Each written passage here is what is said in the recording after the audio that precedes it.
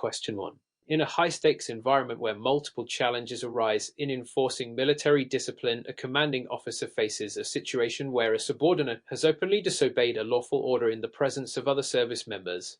The order was given during an active combat operation, and the refusal to comply resulted in a delay that jeopardized mission success. The accused argues that the order was unclear and that compliance would have resulted in unnecessary risk. Under the Uniform Code of Military Justice, which of the following best describes the potential charge and legal implications? A. Failure to obey a lawful order, Article 92, B. Conduct unbecoming an officer, Article 133, C. Mutiny and sedition, Article 94, D. Dereliction of duty, Article 92,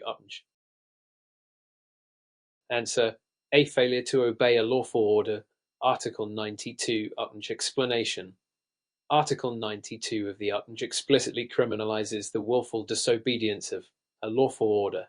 In a combat situation, adherence to direct commands is essential to maintaining operational effectiveness. The accused's defense that the order was unclear is generally not sufficient unless there is substantial evidence proving that ambiguity led to an honest misunderstanding rather than an outright refusal.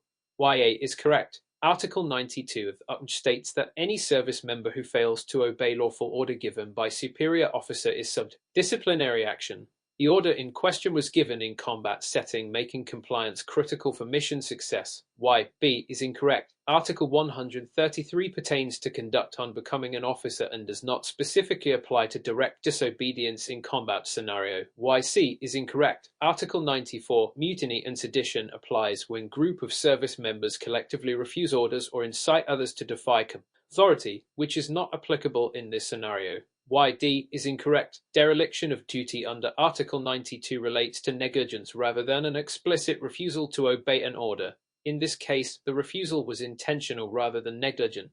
The establishes strict hierarchy to ensure operational discipline, particularly during combat, where non-compliance can have grave consequences. Question 2. During a comprehensive review of a process that needs improvement, a military tribunal examines an incident where a service member used force against a captured enemy combatant. The service member claims that the combatant posed an immediate threat, but forensic evidence suggests otherwise. The prosecution argues that the act violated international military law under the law of armed conflict, LawConquer. Which of the following principles of law most relevant in determining whether the force used was lawful? A. Military necessity. B. Proportionality. C. Distinction. D. Unnecessary suffering. Answer: B. Proportionality. Explanation: The principle of proportionality in the law of armed conflict, LawConquer, states that the use of force must not exceed what is necessary to achieve a legitimate military objective. If a combatant has already been captured and is no longer an active threat, using excessive force may be considered a violation of international military law. B is correct. Proportionality ensures that force used in military operations does not cause excessive harm relative to the anticipated military advantage. Since the forensic evidence suggests that the captured enemy was not an immediate threat, excessive force could constitute a war crime. YA is incorrect. Military necessity justifies the use of force when it is essential for accomplishing a military objective. However, it does not allow for excessive or unnecessary force. YC is incorrect.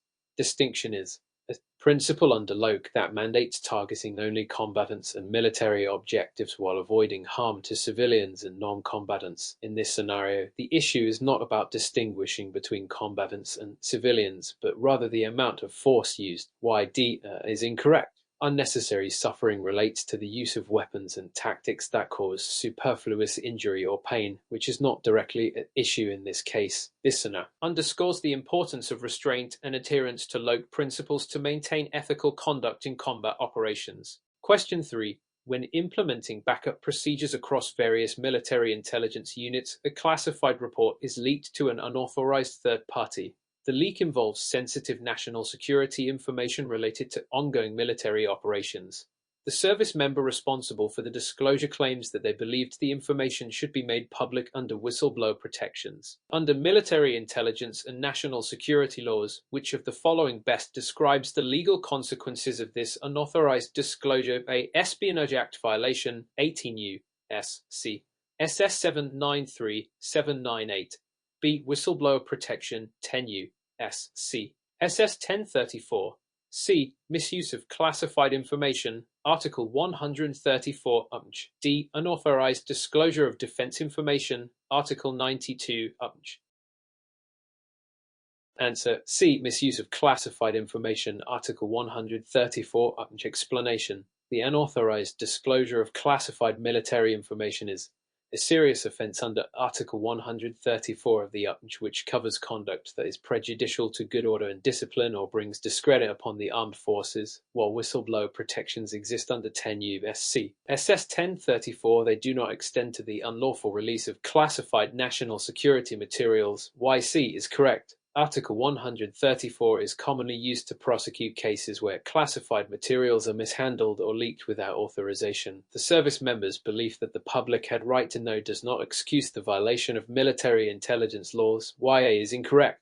The Espionage Act 18 U.S.C. SS 793-798 applies in cases where information is leaked with the intent to aid foreign power or harm the United States. There is no evidence that the service member had such intent. Y. B is incorrect. The Whistleblower Protection Act 10 U.S.C. SS 1034 protects service members who report misconduct through proper channels, such as the Inspector General or Congress, but not those who unilaterally disclose classified intelligence to unauthorized parties. YD is incorrect. While Article 92, failure to obey an order, could apply if the service member directly violated security regulation, Article 134 is more appropriate in this case as it addresses the misuse of classified information.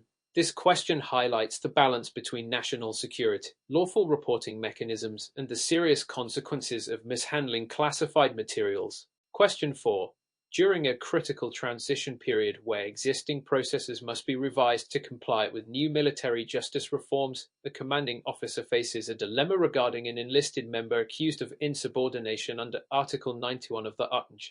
The accused service member allegedly refused to obey an order but claims the directive was unlawful.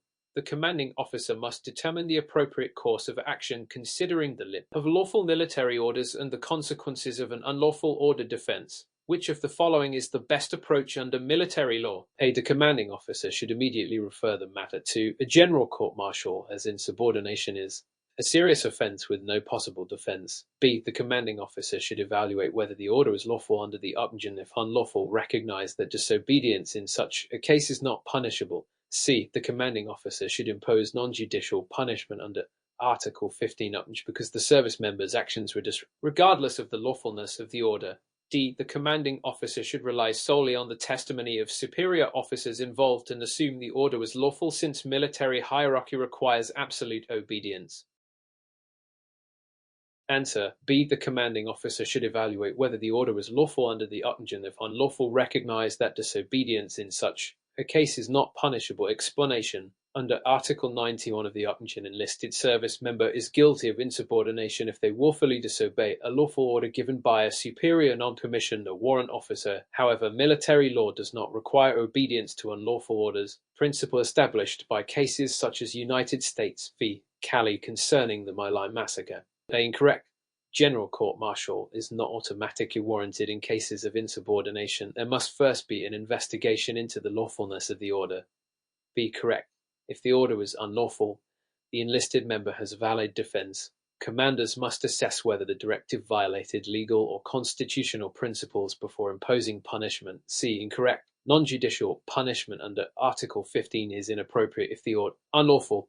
Punishing service member for refusing an unlawful order would violate due process. D. Incorrect. Military law does not assume all orders are lawful. The duty to obey is not absolute, especially when an order violates higher laws. This scenario tests critical judgment in applying military justice reforms and reinforces the responsibility of military leaders to ensure orders comply with legal standards. Question 5. In a high-stakes environment where multiple challenges arise regarding international military cooperation, a U.S. military commander deployed overseas under a NATO status of forces agreement, SOFA, must handle a legal dispute involving a service member accused of a crime under host nation law.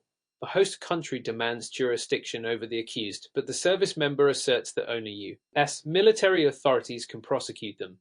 Which legal principle applies in determining who has jurisdiction? A. The host nation always has exclusive jurisdiction over all crimes committed on its territory, regardless of the service member's nationality. B. The U.S. retains full jurisdiction under SOFA agreements, and host nation laws do not apply to U.S. service members stationed abroad. C. The SOFA agreement outlines jurisdiction-sharing framework where the host nation has primary jurisdiction unless the U.S. negotiates to retain it for specific offenses. D. The accused service member can choose whether to be prosecuted under U.S. military law or the host nation's legal system. Answer C. The SOFA agreement outline a jurisdiction-sharing framework where the host nation has primary jurisdiction unless the U.S. negotiates to retain it for specific offenses. Explanation. SOFA agreements govern which nation exercises jurisdiction over service members accused of crimes overseas, while host nations typically have jurisdiction over criminal offenses committed on their territory. SOFA agreements often provide exceptions, particularly for offenses committed on base or in the course of official duty. A. Incorrect. The host nation does not always have exclusive jurisdiction. SOFA agreements define jurisdictional limits, allowing U.S. military authorities to retain rights over certain offenses. B. Incorrect. The U.S. does not automatically have jurisdiction over its service members abroad. SOFA agreements require diplomatic negotiations to determine case-by-case jurisdiction. C. Correct. Under NATO SOFA Article when a jurisdiction is shared, the host nation has primary jurisdiction unless the offense relates to the service member's official duties, in which case the U.S. may retain jurisdiction. D. Incorrect. The accused service member does not have the authority to choose their legal system, and jurisdiction depends on the SOFA agreement's provisions. Understanding jurisdictional disputes in international military law is essential for officers operating under joint military agreements. Question 6. When implementing new protocols in a shared environment where classified military intelligence must be protected, a military intelligence officer faces a dilemma regarding the use of intercepted electronic communications. A fellow officer suggests using the intelligence in a military court-martial without proper authorization. What legal principle governs the use of classified intelligence in military trials? A. Classified intelligence can be used in any military trial as long as it supports the prosecution's case. B. The intelligence officer must follow the rules of evidence and obtain clearance under the Military Rules of Evidence and the Classified Information Procedures Act (CIPA). C. The commanding officer has full discretion to determine whether classified intelligence is admissible without requiring legal approval. D. Military courts do not allow classified intelligence as evidence due to national security risks. Answer B. The intelligence officer must follow the rules of evidence and obtain clearance under the Military Rules of Evidence and the Classified Information Procedures Act (CIPA). Explanation. The Classified Information Procedures Act (CIPA) and Military Rules of Evidence (MOROT 505) govern the handling of classified intelligence in military trials. A. Incorrect. Intelligence cannot be freely used in court-martial proceedings without following proper security protocols and evidentiary rules.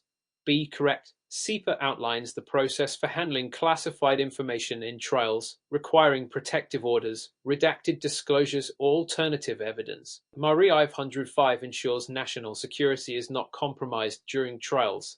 C. Incorrect. Commanding officers do not have absolute discretion over the use of classified materials in court. D. Incorrect. While restrictions apply, military courts do allow classified intelligence under controlled conditions. This question reinforces the importance of balancing military intelligence operations with due process rights. Question 7. Under a new directive aimed at improving accountability and fairness, a senior non-commissioned officer (NEO) is tasked with advising junior service members on their rights under Article 31(b) of the UTNJ. A junior enlisted member is accused of theft but was interrogated without being informed of their rights. What legal principle applies in this situation? A. The junior service members' statements are admissible in court because military personnel are expected to obey questioning from superior officers. B. The accused must have been read their Article 31(b) rights, and any statements obtained without advisement are inadmissible. C. The military operates under different legal standards than civilian courts, so there is no requirement for advising the accused of their rights. D. The accused may challenge the interrogation if they can prove coercion. Answer B. The accused must have been read their Article 31(b) rights, and any statements obtained without advisement are inadmissible. Explanation. Under Article 31B of the Upnage, service members have the right to be informed of the nature of the accusation and their right to remain silent before questioning. This rule applies before interrogation in cases where the suspect might incriminate themselves. A. Incorrect. The expectation of obedience does not override legal protections against self-incrimination. B. Correct. Failure to advise an accused of their Article 31B rights makes their statements inadmissible in a court-martial, similar to how the Miranda warning functions in civilian law. C. Incorrect. Military law requires rights advisements, and the Upnage enforces these safeguards to ensure fair legal proceedings. D. Incorrect. Advisement alone is sufficient to render statements inadmissible, regardless of coercion. This scenario highlights the importance of due process and ensuring military personnel understand their legal protections. Question 8. In a case where new procedural requirements must be followed to ensure compliance with military ethics standards, a military lawyer is advising a commanding officer on handling allegations of misconduct by a senior officer. The accused officer is suspected of falsifying official reports but denies all wrongdoing. Which of the following is the best course of action under military law? A. Immediately court-martial the officer, as senior personnel must be held to higher standards. B. Conduct a thorough preliminary inquiry under the Manual for Courts-Martial (MCM) to determine whether formal charges are warranted. C. Transfer the officer to another command to avoid disruptions as long as they agree to correct their actions. D. Delay proceedings until after retirement to avoid damaging the officer's career and reputation. Answer: B. Conduct a thorough preliminary inquiry under the Manual for Courts-Martial (MCM) to determine whether formal charges are warranted. Explanation: the Manual for Courts-Martial (MCM) requires a preliminary inquiry before preferring charges against a service member. This ensures there is sufficient evidence before proceeding with punitive actions. A. Incorrect. A court-martial cannot be immediately convened without proper legal procedures, including an inquiry and review by legal authorities. B. Correct. The preliminary inquiry, typically under Rule for Courts-Martial (RCM 303), ensures fairness and prevents wrongful prosecution. C. Incorrect. Transferring the officer without investigation may constitute an unlawful command influence (USI). D. Incorrect. Delaying it until retirement undermines military integrity and accountability. This question reinforces the principle of ensuring due process and accountability for all ranks. Question 9. When establishing a robust legal framework for emerging military policies, a policy analyst must consider the evolving relationship between military operations and civilian oversight. The analyst is asked to assess how military law aligns with constitutional protections.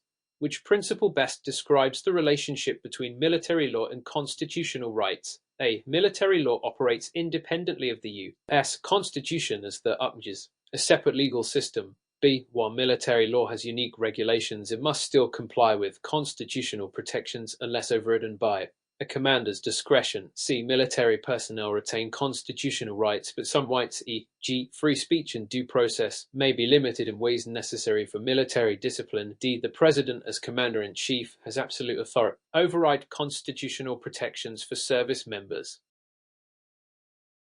Answer: C. Military personnel retain constitutional rights, but some rights, e.g., free speech and due process, may be limited in ways necessary for military discipline. Explanation: while service members do not forfeit their constitutional rights, military law places certain restrictions on rights such as free speech, due process, and Fourth Amendment protections to maintain discipline. A. Incorrect.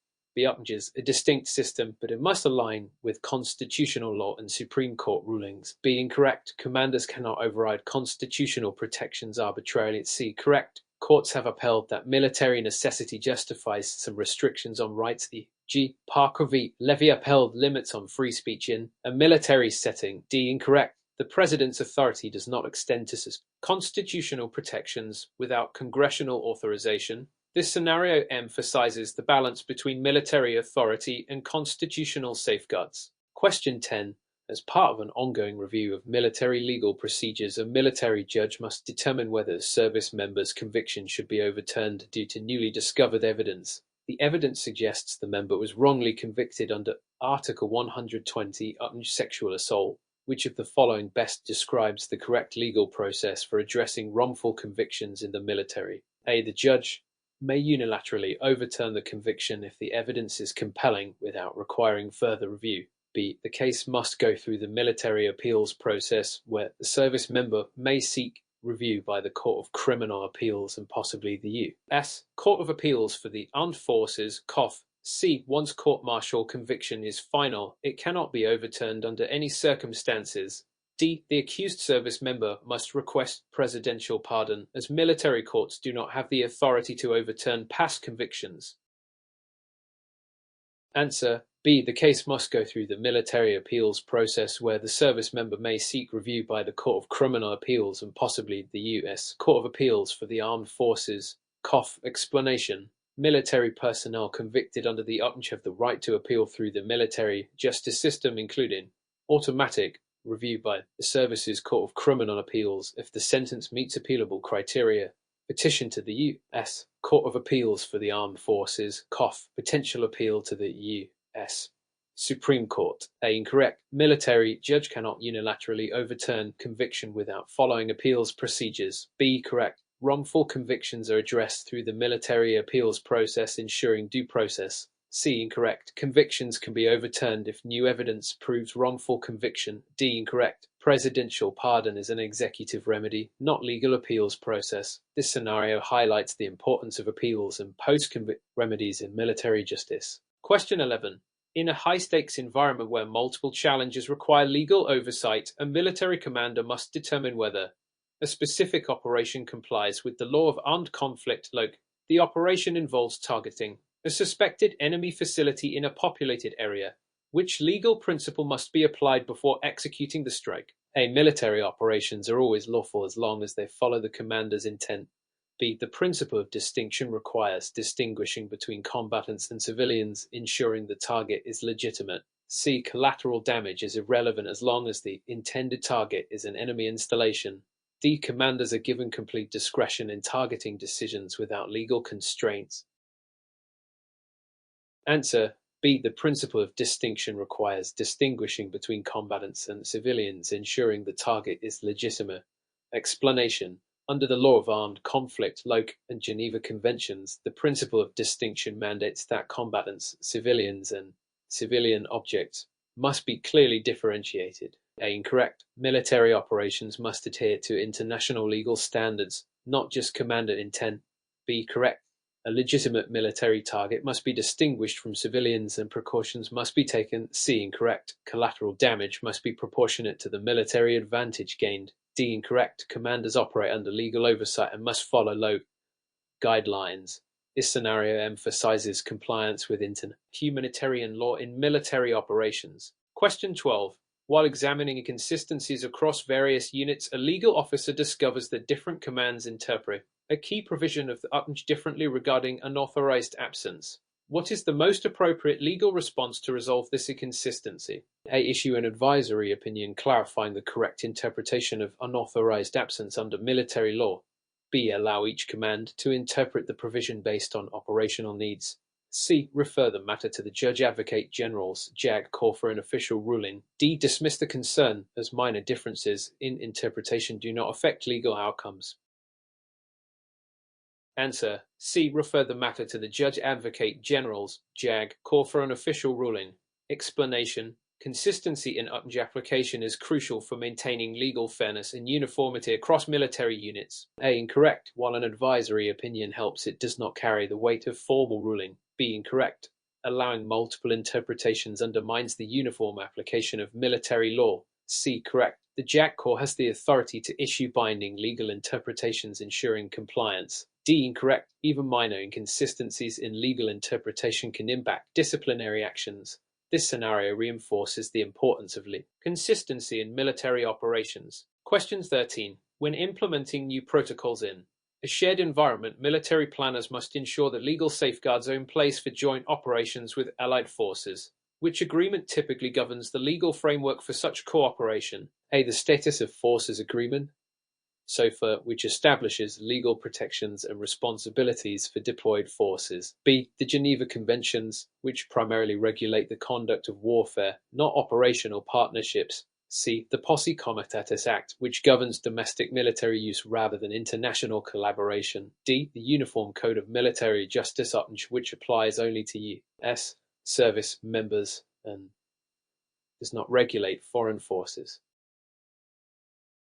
Answer A. The Status of Forces Agreement, SOFA, which establishes legal protections and responsibilities for deployed forces. Explanation. A Status of Forces Agreement, SOFA, is a treaty that outlines the legal rights and responsibilities of military forces stationed in a foreign country. A. Correct. SOFA agreements cover jurisdiction, legal authority, and operational conduct of military personnel abroad. B. Incorrect. The Geneva Conventions regulate warfare conduct, not day-to-day operational agreements. C. Incorrect. Posse Comitatus restricts domestic military law enforcement, not international deployments. D. Incorrect. The UPMJ governs only U.S. personnel and does not regulate allied forces. This scenario highlights the role of international legal agreements in military cooperation. Question 14. During a critical transition period where existing processes are being reviewed, a senior officer questions whether a reservist can be court-martialed under the UPMJ while not on active duty. What is the correct legal interpretation? A. Reservists are never subject to the UPMJ when not on active duty. B. A reservist may be court-martialed if the alleged offence has a nexus to military service. C. The UPMJ applies to reservists at all times, regardless of duty status. D. Civilian courts have exclusive jurisdiction over reservists when they are off duty. Answer B. A reservist may be court-martialed if the alleged offence has a nexus to military service. Explanation. Reservists are subject to UPMJ when on active duty during drills or if their conduct has a military connection. A. Incorrect. Some offences may still fall under UPMJ jurisdiction. B. Correct. Courts have ruled that serious offences with military ties may warrant a court-martial. C. Incorrect. The UPMJ does not apply at all times to reservists. D. Incorrect. Civilian courts do not always have exclusive jurisdiction. This question reinforces the complexity of UPMJ jurisdiction over reservists. Question 15. In a multi-location scenario where consistency requirements are crucial, a military legal team is reviewing rules of engagement, RO, for different regions of deployment.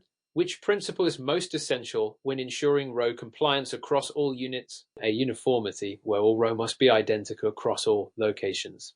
B. Adaptability, where RO must be adjusted based on local operational and legal considerations. C. Autonomy, where each unit sets its own RO without higher command oversight. D. Simplicity, where complex rules are avoided even if they reduce operational flexibility.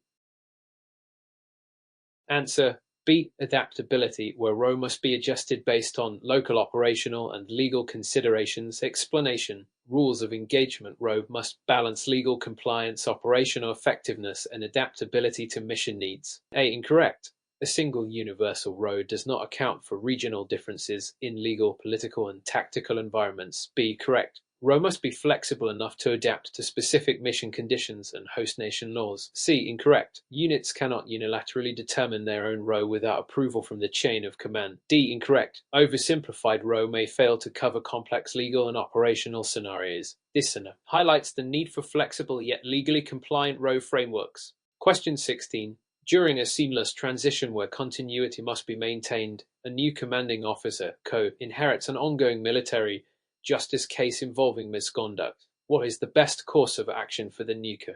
A. Immediately dismiss the case and restart the investigation. B. Review all prior legal proceedings to ensure due process was followed before making decisions. C. Issue a blanket decision based on the previous CO's recommendations. D. Defer all legal matters to the JAC Corps without further involvement. Answer B. Review all prior legal proceedings to ensure due process was followed before making decisions. Explanation.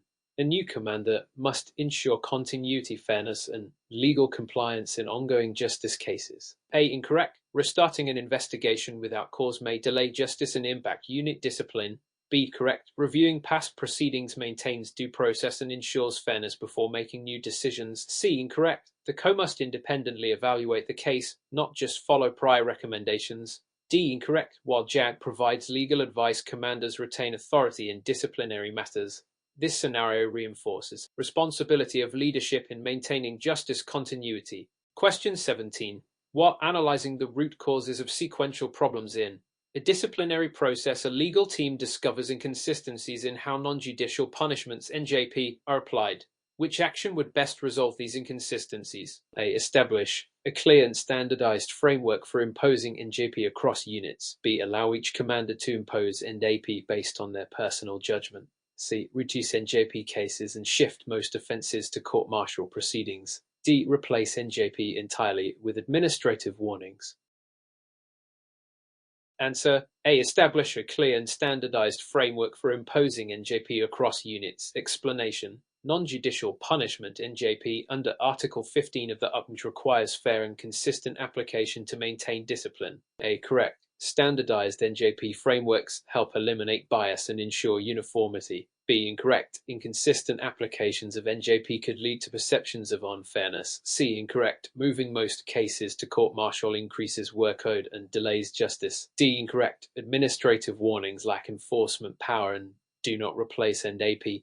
This scenario highlights the need for clear NJP policies to maintain an effective. Question 18. When implementing backup procedures across various operations, a military unit considers whether to allow electronic records as primary evidence in legal proceedings. What is the most legally sound approach? A. Accept electronic records only if they have a physical counterpart. B. Allow electronic records if they meet evidentiary authentication standards. C. Ban electronic records in legal proceedings to prevent tampering risks. D. Require all electronic records to be notarized before submission. Answer B. Allow electronic records if they meet evidentiary authentication standards. Explanation. Modern military law recognizes electronic records as admissible evidence if they meet legal authentication standards. A. Incorrect. Physical copies are not always necessary if electronic records are properly authenticated. B. Correct. Electronic records must be verified and meet chain of custody standards. C. Incorrect. Banning electronic records ignores technological advancements in legal proceedings. D. Incorrect. Notarization is not always required, but verification and authentication are. This scenario reinforces how military law adapts to record keeping. Question 19. In a situation where formal requirements conflict with operational needs, a legal officer must decide how to handle an unauthorized engagement that saved lives. Which principle applies? A. Necessity may justify the action if no lawful alternative existed. B. Command discretion allows commanders to approve all operational decisions. C. Strict liability applies, making the action punishable regardless of intent. D. Retroactive justification can make an unlawful action lawful. Answer A. Necessity may justify the action if no lawful alternative existed. Explanation. The principle of necessity allows exceptions in extreme situations where immediate action is required to save lives. A. Correct. Necessity may justify otherwise unauthorized actions if no legal alternatives exist. B. Incorrect. Commanders must still operate within legal frameworks. C. Incorrect. Strict liability does not always apply in combat emergencies. D. Incorrect. An unlawful action cannot be retroactively made lawful. This scenario highlights the balance between legal rules and urgent military needs. Question 20. During an emergency response where multiple areas are impacted, military personnel detain civilians suspected of espionage. Which legal standard must be followed? A. Civilians may be detained indefinitely under military law. B. Detentions must comply with both local and host nation laws. C. Military personnel have absolute authority over civilian detainees. D. Espionage suspects must be tried in military tribunals. Answer B. Detentions must comply with both local and host nation laws. Explanation. Under local law of armed conflict and Geneva Conventions, military forces must follow international and local legal standards when detaining civilians. A. Incorrect. Indefinite detention violates human rights laws. B. Correct. Detentions must comply with both international and host nation legal frameworks. C. Incorrect. Military personnel do not have absolute authority over civilians. D. Incorrect. Civilians may be tried in civilian or military courts depending on jurisdiction. This scenario highlights legal safeguards for civilian detainees in conflict zones. Question 21. During a major transformation where existing methods are being replaced, a military command center is transitioning from paper-based intelligence reports to a fully digital intelligence system. What is the most critical factor to ensure a smooth transition? A. Immediate deactivation of the old system to force personnel to adapt. B. Gradual integration, allowing both systems to function simultaneously during the transition. C. Full reliance on external contractors, reducing the workload of military personnel. D. Strict enforcement of new protocols without regard for personnel training. Answer B. Gradual integration, allowing both systems to function simultaneously during the transition. Explanation: transitioning from an old system to a new one requires continuity, training, and security considerations. A. Incorrect. Immediate deactivation creates operational gaps and risks data loss. B. Correct. A gradual integration process ensures personnel can adapt while maintaining intelligence operations. C. Incorrect. Full reliance on contractors reduces internal expertise and can create security risks. D. Incorrect. Strict enforcement without training leads to operational errors. This scenario highlights the importance of phased implementation for mission-critical systems. Question 22. While investigating a complicated issue between different military branches, conflicting protocols for joint operations are identified. What is the best approach to resolve this issue? A. Standardize protocols across all branches, ensuring uniform procedures. B. Allow each branch to continue using its own protocols without modification. C. Designate a single branch to lead operations and enforce its protocols. D. Use a case-by-case approach, determining the protocol based on mission needs. Answer A. Standardize protocols across all branches, ensuring uniform procedures. Explanation: joint military operations require coordination, interoperability, and clarity in protocols. A. Correct. Standardized protocols improve coordination and prevent operational conflicts. B. Incorrect. Allowing different protocols creates confusion and inefficiencies. C. Incorrect. One branch enforcing its protocols may not align with other branches' operational needs. D. Incorrect. Case-by-case approach lacks consistency and can slow decision-making. This scenario emphasizes the necessity of joint operational standards. Question 23. In a situation where resource allocation becomes unpredictable, a military logistics team faces shortages of critical supplies during a mission. What is the best immediate action to address the situation? A. Request emergency resupply from the central command. B. Ration supplies and adjust operational plans accordingly. C. Prioritize resource allocation to essential units while finding alternatives. D. Halt operations until full resupply is available. Answer C. Prioritize resource allocation to essential units while finding alternatives. Explanation: effective logistics require flexibility, prioritization, and contingency planning. A. Incorrect. While requesting resupply is necessary, it may not be immediate. B. Incorrect. Rationing helps but does not address the core issue of resource allocation. C. Correct. Prioritizing resources ensures mission-critical functions continue while alternatives are identified. D. Incorrect. Halting operations can compromise mission success. This scenario demonstrates adaptive decision-making in logistics management. Question 24. During an emergency response where multiple areas are impacted, a military unit must decide whether to prioritize civilian evacuations or infrastructure protection.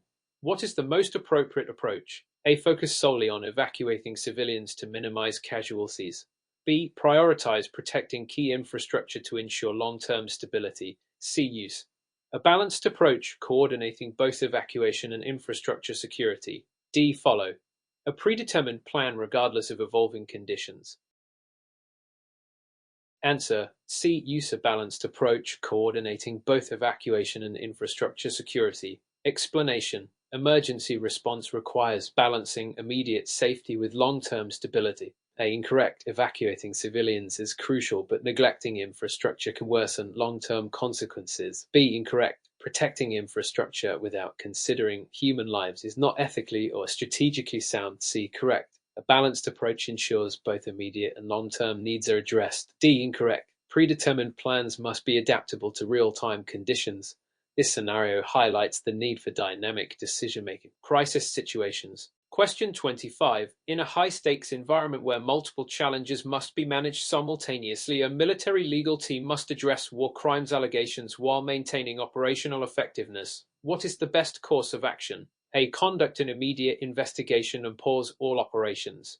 B. Prioritize the mission and postpone the investigation. C. Launch an independent investigation while allowing operations to continue under legal oversight. D. Allow commanding officers to internally resolve the issue without external review.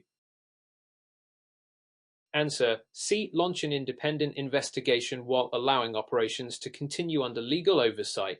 Explanation: Addressing serious legal matters while ensuring operational effectiveness requires transparency and balance. A. Incorrect. Stopping all operations may compromise security. B. Incorrect. Delaying investigations risks accountability and credibility. C. Correct. An independent investigation ensures fairness while allowing operations to continue. D. Incorrect. Internal resolution alone may not ensure impartiality. This scenario underscores the importance of legal oversight in military operations. Question 26.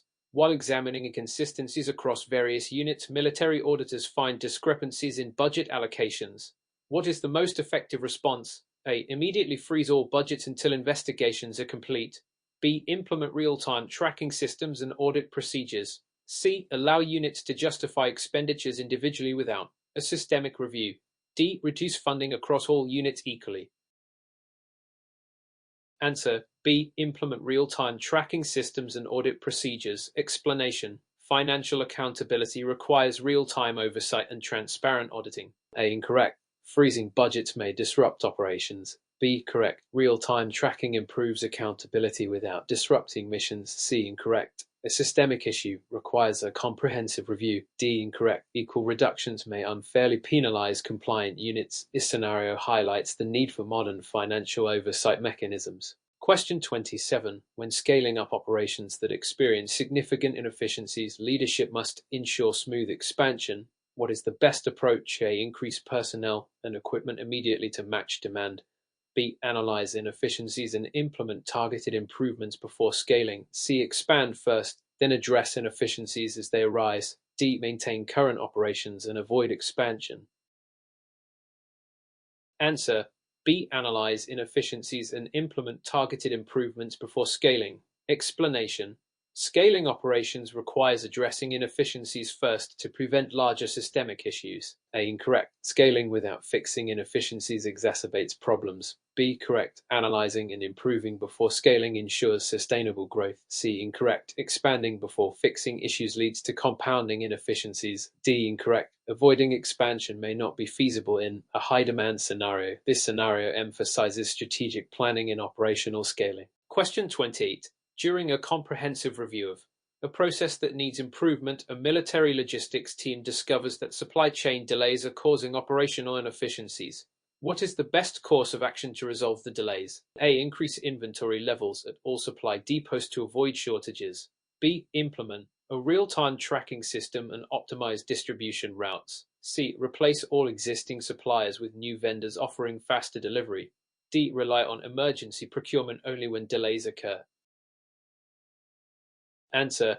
B. Implement a real-time tracking system and optimize distribution routes. Explanation. Addressing supply chain inefficiencies requires systemic improvements rather than reactive measures. A. Incorrect. Simply increasing inventory raises costs and may not address the root cause. B. Correct. Real-time tracking improves visibility and optimizing routes reduces delays. C. Incorrect. Replacing suppliers is disruptive and does not guarantee improvement. D. Incorrect. Emergency procurement is a short-term fix that does not improve efficiency. This scenario highlights the importance of proactive logistics management. Question 29. When developing a solution that must address opposing needs, a military engineering team is tasked with designing a vehicle that must be both heavily armored and highly mobile. What is the most effective approach to balance these conflicting requirements? A. Prioritize armor to ensure maximum protection even if mobility is reduced.